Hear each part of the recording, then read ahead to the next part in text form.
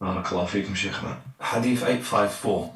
Al-Miqdad, may Allah be pleased with him, reported in a long hadith, we used to reserve for the Prophet sallallahu alaihi wasallam his share of the milk, and he would come at night and offer greetings in such a manner as did not disturb those asleep and was heard only by those who were awake.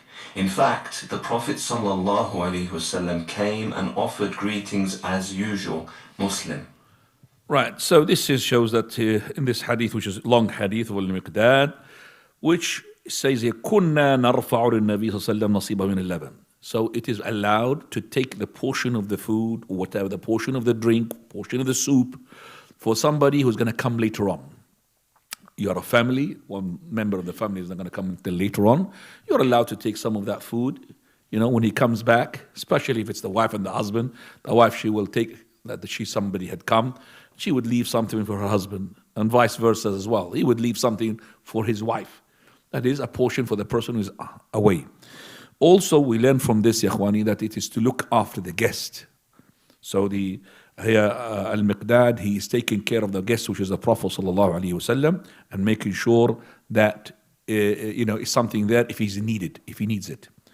Also shows that how poor were the companions and the Prophet sallallahu alaihi wasallam, that they used to, live in tight sort of circumstances. It's not like us, we have the food for the next month, subhanAllah, we have meat and chicken, we have everything.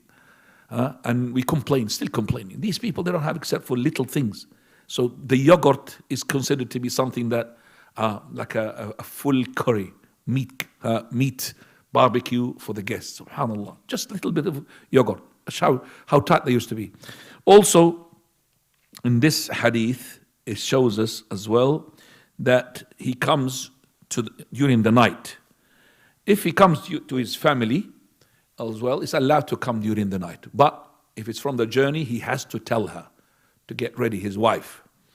And he would come in such a way that he will make a salutation, unless nobody can open the door except for the person who's inside, then you have to knock on the door. But let's say he had entered the house, he would say salam, that would be suitable to the person who opened the door, could hear him. But the one who's asleep, he will not be disturbed. It shows the manners of the Prophet sallallahu alaihi wasallam.